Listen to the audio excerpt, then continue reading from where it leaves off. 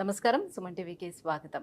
October మాసం ద్వాదశ రాశుల వరకు జాతకరీత్యా ఏ రకంగా ఉండబోతుంది, నవగ్రహాల సంచారం ద్వాదశ రాశుల్లోని ఏ రకంగా జరుగుతుంది, దానివల్ల ఎలాంటి ఫలితాలు ఉంటాయి, అలాగే ఎటువంటి పరిహారాలను పాటించుకోవాలి, ఈ అంశాలను తెలియజేసేందుకు మనతో పాటు ఉన్నారు ప్రముఖ జ్యోతిష్య శాస్త్ర పండితులు, జ్యోతిష్య రత్న, జ్యోతిష్య చక్ర వైభవ నిపుణ డాక్టర్ రాళ్లపల్లి రవికుమార్ గారు. గురుగారు నమస్కారం. నమస్కారం. గురుగారు, మొదటగా ద్వాదశ రాశుల్లో నవగ్రహాల సంచారం ఎలా ఉందో తెలియజేస్తారా? శరదిందు సమాకారే పరబ్రహ్మ స్వరూపిణి వాసరాపీఠ నిలయే సరస్వతి నమస్తుతే. సుమన్ టీవీ ప్రేక్షకులకు నమస్కారం. ముందుగా ఈ అక్టోబర్ నెలలో ద్వాదశ రాశుల్లో నవగ్రహాలు ఎక్కడెక్కడ ఉన్నాయో ఇప్పుడు మనం తెలుసుకుందాం. ముందుగా రవి వచ్చి మనకి తులారాశిలో ఉన్నారు, అలాగే కుజుడు మనకి మిథున రాశిలో ఉన్నారు, అలాగే గురువు మనకి వృషభ రాశిలో ఉన్నారు, శని మనకి స్వస్థానమైన కుంభరాశిలో ఉన్నారు, అలాగే బుధుడు వచ్చి మనకి తులారాశిలో ఉన్నారు, అలాగే కేతు మనకి కన్యారాశిలో ఉన్నారు, అలాగే శుక్రుడు వచ్చేసి మనకి వృశ్చిక రాశిలో ఉన్నారు.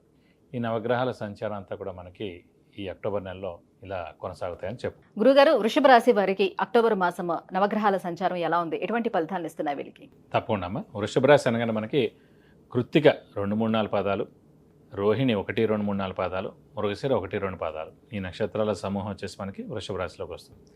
ఈ వృషభ రాశి వారికి కూడా ఇందాక మనం చెప్పుకున్నాం 3, ఎవరికైనా సరే మనం గోచారం చెప్పుకునేటప్పుడు 3 చూడాలండి. First of all hard work ఉందా లేదా, నెక్స్ట్ అదృష్టం ఉందా లేదా, నెక్స్ట్ దైవబలం దైవానుగ్రహం ఉందా లేదా. దైవబలం కానీ దైవానుగ్రహం కానీ ఒకటే. సో ఈ 3 ఉన్నాయా లేదా చూసుకోవాలి. ఉదాహరణకి వృషభ రాశి వారికి చూసుకుంటే కనుక రాశ్యాధిపతి అయిన శుక్రుడు సప్తమ స్థానంలో చాలా బాగున్నాడు, అంటే హార్డ్ వర్క్ బాగానే ఉన్నాడు. అదృష్టం ఎలా ఉందంటే భాగ్య దశమాధిపతి దుష్టకారకుడైన శని మనకి దశమ స్థానంలో స్వస్థానంలో ఉన్నాడు. సో అదృష్టం అనేది పరిపూర్ణంగా 90 to 100% ఉంది. సో దైవబలం దైవానుగ్రహంకి వచ్చేసేపటికి వృషభ రాశిలోనే గురువు ఉన్నాడు కాబట్టి దైవబలం దైవానుగ్రహం 50% ఉంది. కాబట్టి దైవబలం దైవానుగ్రహం పెంచుకుంటే సరిపోద్ది వాళ్ళకి. హార్డ్ వర్క్ చేసేది బాగుంది, అదృష్టం చాలా బాగుంది, అంటే ఈ 2 బాగున్నాయంటే ఆటోమేటిక్గా 70% బాగానే ఉన్నట్టు. దైవబలం సేమ్ రాశిలో ఉంటే అంత యోగకారకుడు కాదా? అంటే మనకి 2, 5, 7, 9, 11 అండి ఆ స్థానాల్లో ఉంటేనే గురుబలం ఉన్నట్టు. రాశిలో ఉన్నాడు అనుకోండి తీర్థయాత్రలు చేయనిస్తాడు, దైవబలం పెంచుకోవడానికి ప్రయత్నిస్తాడు, అలాగే గురువుని దర్శిస్తాడు, గురువు యొక్క బ్లెస్సింగ్స్ తీసుకుంటారు, ఇలాంటివన్నీ జరుగుతాయి. కానీ ముఖ్యంగా దైవబలం కావాలంటే మటుకు మన రాశి నుంచి 2, 5, 7, 9, 11 స్థానాలు అయితే బెస్ట్. ఈ 2, 5, 7, 9, 11 స్థానాలు అయినా కనుక అనుకోకుండా నీచలో ఉన్నాడు అనుకోండి మళ్ళీ వాళ్ళకి వర్తించదు. ఫర్ ఎగ్జాంపుల్ మకర రాశిలో గురువు ఉన్నాడండి, ఇప్పుడు ధనుసు రాశి వాడికి 2nd స్థానంలో గురువు ఉన్నా కూడా నీచలో ఉన్నాడు కాబట్టి అంత వర్తించదు. అంటే 11 సంవత్సరాలు బాగానే ఉంటుంది ఇవి నేను చెప్పుకున్నామని. ఒక్క ఏడాది మటుకు ఈ 2, 5, 7, 9, 11 స్థానాలైనా కూడా మకర రాశిలో నీచలో ఉంటాడు కాబట్టి అప్పుడు అది వర్తించదు ఏడాది అంతా కూడా. సో 12 ఏళ్ళ ఒక ఏడాది వర్తించదు అనుకోండి, మిగతా 11 ఏళ్ళు మటుకు ఉంటుంది. ఇప్పుడు ఆ గురువు అనేవాడు ఎక్కడున్నా కూడా దాని బలం అలాగే ఉంటుందండి, దాని బలం ఏం తగ్గిపోదు, కానీ 50% బలం ఉంటుంది. కానీ ప్రస్తుతానికి వృషభ రాశి వారికి శని కూడా యోగకారకుడు చాలా బాగున్నాడు కాబట్టి అనుకోకుండా గురుబలం తక్కువగా ఉన్నా కూడా పనులన్నీ కూడా బాగానే జరుగుతాయి. ఎప్పుడైతే అదృష్టం బాగానే ఉందో వీళ్ళు చిన్న పని కష్టపడినా కూడా జరుగుతుంది. అంటే ఈ గురుబలం తక్కువగా ఉన్నప్పుడు ఆ పనులు చేయనివ్వకుండా వీళ్ళే ఆగిపోతారు, కొంచెం బద్ధకం వహిస్తారు. ఈరోజు ఇప్పుడు అక్కడికి వెళ్తే మనకు డబ్బులు వస్తాయండి, ఒక ఈవెంట్ అనుకోండి లేదా ఏదైనా అక్కడ చేస్తే కనుక మనకు వస్తాయి వ్యాపారంగా. ఈరోజు వాళ్ళు పోస్ట్ పోన్ చేస్తారు, లేకపోతే వెళ్ళరు, తర్వాత చూద్దాం. అది ఆ గురుబలం తక్కువగా ఉండడం వల్ల ఆ ధనం, గురువు అనేవాడు ధనకారకుడు ఎవరికైనా సరే, ఆ ధనం అందుకోవాలంటే గురువు చాలా బాగుండాలి. సో ద్వితీయ స్థానంలో లేదు, 5లో లేదు, 7లో లేదు, 9లో లేదు, 11లో లేదు కాబట్టి ధనం అందుకోవడానికి ఆలస్యం అవుతుంది. అంటే వీళ్ళు పోస్ట్ పోన్ చేయడం కానీ, బద్ధకంతో తర్వాత చూద్దాం కానీ, అయితే ఇంకోటి ఏదో వచ్చిందని కానీ వెళ్తారు. ఇలా 2, 3 వస్తే కూడా అవి 2 క్యాన్సిల్ కూడా అయిపోవచ్చు. సో ఫైనల్గా ఈ ఏదైనా సరే 50% వచ్చేందుకు అవకాశాలు ఉన్నమాట.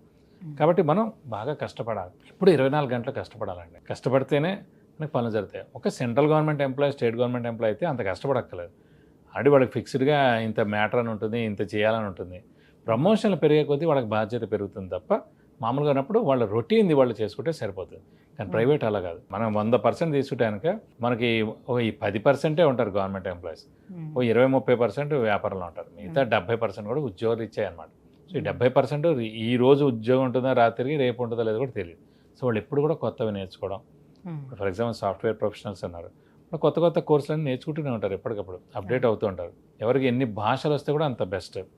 ఒక భాష ఎక్స్ట్రా వచ్చినా, ఒకటి జర్మన్ వచ్చినా, ఒకటి స్పానిష్ వచ్చినా, ఇంకేనా భాష ఎక్స్ట్రా వచ్చినా కూడా వాళ్ళకి పేలో ఎక్కువ ఉంటుంది. వెంటనే వాళ్ళని ఎక్కడ జాబ్లో అయినా కూడా తీసుకుంటారు. కాబట్టి మన హార్డ్ వర్క్ ఎప్పుడు చేస్తూ ఉండాలి. అయితే రాహుకేతుల స్థానాలు ఎలా ఉన్నాయి వీళ్ళకి? రాహుకేతుల స్థానం లాభంలో మనకి చాలా బాగున్నాడు, అలాగే పంచమ స్థానంలో చాలా బాగున్నారు. సో మనం ఏం చూసుకోక్కర్లేదు, ఎక్సలెంట్గా ఉన్నట్టే. కాబట్టి గురువు ఒక్కడే కొంచెం వీక్గా ఉన్నాడు. ఆ గురువు సంబంధించిన ఏమైనా రెమెడీస్ చేసుకుంటే సరిపోతుంది. అయితే దశమ స్థానంలో ఉన్నటువంటి శని ఉద్యోగస్తులకు బాగుంటుంది, వ్యాపారస్తులకు బాగుంటుంది? ఉద్యోగస్తులకు బాగుంటుంది, వ్యాపారస్తులకు బాగుంటుంది. ఎందుకంటే అది ఉద్యోగ స్థానం అయింది. ఉద్యోగ స్థానాధిపతి మామూలుగా ప్రొఫెషన్ లాడు, లేకపోతే ఉద్యోగానికి కారకుడు కూడా శని అయ్యాడు. వాడు అక్కడ స్వస్థానంలో ఉన్నాడు కాబట్టి ఉద్యోగస్తులకు ఎలా బాగుంటుంది. కానీ యోగ కారకుడు, అదృష్ట కారకుడు, లక్ ఫేవర్ చేసే గ్రహం కూడా శని అయ్యాడు కాబట్టి ఆటోమేటిక్గా వ్యాపారస్తులు కూడా చాలా బాగుంటుందని చెప్పుకోవాలి. అయితే ఈ మాసం అంతా పూర్తి అదృష్టం వీలుకుంటుందా? 100% ఉంటుంది. ఇంకా ఎటువంటి పరిహారాలను పాటించుకుంటే బాగుంటుంది? ప్రస్తుతానికి మనకి వృషభ రాశిలోనే గురువు ఉన్నాడు కాబట్టి, గురువు కొంచెం వీక్గా ఉన్నాడు కాబట్టి ఖచ్చితంగా దత్తాత్రేయ స్వామిని ఎక్కువగా ఆరాధించాలి. ప్రతిరోజు దత్తాత్రేయ స్వామి అష్టోత్తరం చదువుకోవాలి. నెక్స్ట్ ఏడాది ఏప్రిల్ మే దాకా ప్రతి గురువారం ఉపవాసం ఉండాలి. అంటే మనకి బెస్ట్ రెమెడీ ఏంటంటే ఉపవాసం. సో ఉపవాసం ఉండడం ద్వారా ఆ గురువు యొక్క ఏదైనా సరే బ్యాడ్ ఎఫెక్ట్స్ ఎప్పుడు ఉండదండి గురువుది. సో మంచి ఎఫెక్ట్సే తక్కువగా ఉన్నాయి కాబట్టి ఇంకా ఎక్కువగా మనకి ఎఫెక్ట్స్ రావాలంటే కనుక ప్రతి గురువారం ఉపవాసం ఉంటే చాలా మంచిది.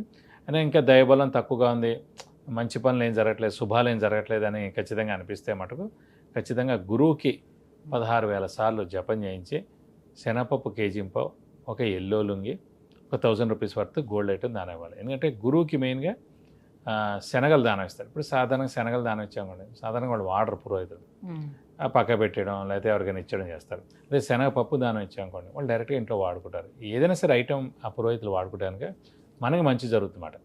లేదు ప్రస్తుతం ఇలాగా ఉంది, సరే జపం చేసేందుకు అంత డబ్బులు లేవు అనుకున్న వాళ్ళు వీలైతే ప్రతి గురువారం ఈ 6 నెలలు అయితే ఈ 4 నెలలు లేకపోతే కొన్ని ఒక 4 వారాలు, కొన్ని ఒక 11 వారాలు ప్రతి గురువారం ఒక కేజీంపో శనగపప్పు బ్రాహ్మడికి దానం ఇస్తానికి చాలా మంచిది.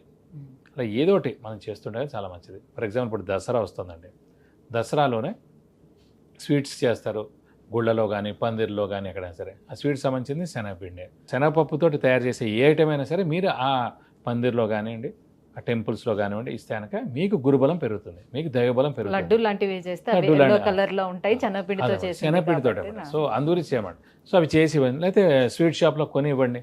వాళ్ళు నైవేద్యం పెడతారు, ఆ నైవేద్యం పెట్టిందే ప్రసాదంలో ఇస్తారు. సో దసరా లాస్ట్ రోజు ఉంటుంది, పూర్ణాహుతి ఉంటుంది. పూర్ణాహుతిలో శనగపప్పు చాలా వాడతారు, అలాగే శనగపిండి చాలా వాడతారు. ఆ పూర్ణాహుతికి ఐటమ్స్ నేను ఇస్తానండి, ఈ 3-4 ఐటమ్స్ ఈ స్వీట్స్ రిలేటెడ్ ఏం తయారు చేస్తారో ఐటమ్స్ నేను ఇస్తానండి అని కొనివ్వండి.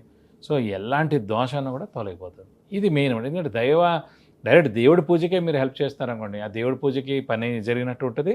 అది ప్రసాదం ద్వారా ప్రజలకు ఇస్తారు కాబట్టి ప్రజలు కూడా తిన్నారు కాబట్టి మనం ఏదైనా సరే దోషం అంతా కూడా పోతుంది, మనం దానం కూడా చేసినట్టు ఉంటుంది. విద్య, ఉద్యోగం, వివాహం, విదేశీయానం, సంతానం, ఆరోగ్యం, ఐశ్వర్యం ఇలా వీటన్నిటి గురించి తెలుసుకోవాలంటే కింద స్క్రోల్ అవుతున్నటువంటి నెంబర్లకి కాల్ చేసి లేదంటే మెసేజ్ చేసి గురువుగారి అపాయింట్మెంట్ పొందవచ్చు. గురుగారు, వృషభ రాశి వారికి అక్టోబర్ మాసం ఎలా ఉండబోతుంది?